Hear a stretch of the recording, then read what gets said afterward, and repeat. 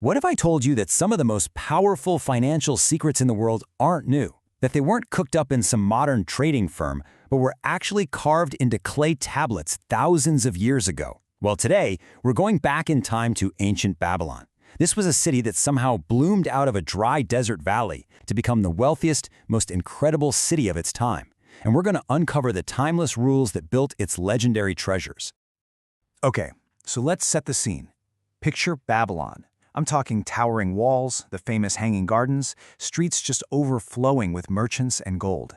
It was, by all accounts, a city of unbelievable wealth. But for a lot of the people living there, this quote was their reality. They were literally surrounded by riches, but their own pockets were empty. It's a feeling that's, well, it's surprisingly familiar, isn't it? Living in some of the wealthiest societies in human history, but still feeling that financial pinch? And this very question was driving two friends completely crazy, Bansir, a chariot builder, and Kobe, a musician. Now, these guys weren't lazy. They were skilled, they worked hard, sun up to sundown, but at the end of the day, they had basically nothing to show for it. They'd look around and see other people enjoying all the amazing things Babylon had to offer, and they finally asked the one question that sparks every single financial turnaround. Why isn't that us? So that frustration, it led them to an old friend of theirs, Arcad, who just happened to be the richest man in all of Babylon. But here's the thing about Arcad. His incredible fortune wasn't inherited, and it wasn't just blind luck either. Nope. It all started with one simple, powerful bargain he made when he was just a young, hungry scribe. This right here, this is the turning point. So Arcad is a scribe, and he's got this huge job carving a law onto a clay tablet. It's taking forever. When he can't finish it on time, the moneylender Algamish is, let's just say, not happy. But Arcad, instead of asking for more money, he makes this brilliant counteroffer. He says, I'll work all night long, I'll get it done, but not for more coins. You have to teach me the secret to becoming rich. He knew wisdom was worth more than wages. And the secret Algamish shared? It was so simple it was almost confusing. A part of all I earned was mine to keep. Arcad was like, wait, what? Doesn't it all belong to me? But Algamish broke it down for him. Look, we pay the baker for bread, we pay the sandal maker for shoes, we're constantly paying everyone else for their work. The one person we forget to pay? Ourselves. And this wasn't just some vague idea. Algamish gave Arcad a hard, fast rule, something he could do immediately. Before you pay anyone else a single coin, you set aside a piece for yourself. And the magic number to start with? At least 1/10. That's it. For every 10 coins that came into his hands, Arcad had to put one aside just for him.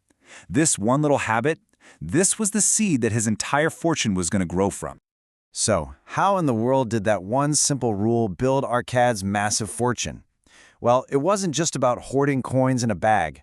That single secret, pay yourself first, it became the foundation for a whole system. A system Arcad mastered and then boiled down into a simple framework that, really, anyone could use to build their own wealth.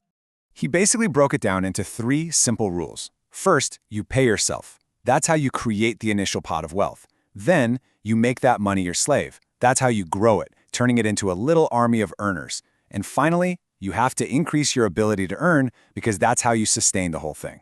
So let's look at each one. Rule 1 is that first absolutely crucial step. It's about building the habit of putting that 1/10 aside no matter what. You got to think of it like this. Your wealth is like a tree. It can only grow from a seed. That very first coin you save, that is the seed. And every other coin you add to it is like the water and the sun that helps that little tree of wealth grow strong roots. Okay, so you have a growing pile of coins. Great, but a pile of coins is just a pile of coins. It's not doing anything. Rule 2 is where you put it to work. The Babylonians had this really cool way of thinking about it. Every coin you save is a worker, a slave, that goes out and earns for you. And its earnings, interest, profits, they're like its children who can also go out and earn for you. This is the ancient version of what we call compounding interest. But, and this is a huge but, how do you put these slaves to work without losing them all? Well, Arcad learned this lesson the hard way. His first attempt at investing was a total disaster. He gave all his savings to a brickmaker to go buy rare jewels. Think about that for a second. He trusted someone with zero expertise in that field, and shocker, he lost every single coin. But his next investment? Totally different. He lent his money to a shield maker to buy bronze, something the shield maker knew inside and out. It was a smart, sensible investment, and it paid him back consistently. The lesson is so clear and timeless. Get advice from people who know what they're talking about. Don't ask a brickmaker for advice on jewels. Now for the final rule, and this is like the engine that makes the whole system go faster. You can only save a percentage of what you earn, right? So if you want to speed things up, you have to increase what you earn in the first place.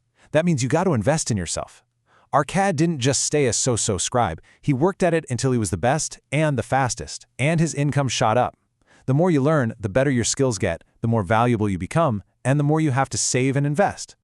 So, finally, let's talk about luck. Because it's so easy to look at a story like Arcad's and just go, yeah, well, he got lucky. But Arcad taught that luck isn't really something you just sit around and wait for. It's something you actually create yourself through action. This quote says it all, doesn't it? Arcad believes that good luck is just what we call it when preparation suddenly meets opportunity. Think about it. The fisherman who studies the tides is the one who finds the fish. Arcad got his secret to wealth because he was prepared to trade his hard work for it. It's the people of action, the ones who've been saving that 1/10, the ones who've been sharpening their skills. They're the ones who are ready to jump when an opportunity shows up. They are the ones who get lucky. So, the secrets from ancient Babylon, they're really not that secret, are they? They're simple. Pay yourself first. Make your money work for you. Get better at what you do. And be ready to act when your chance comes. This advice has lasted for thousands and thousands of years, for one simple reason. It just works.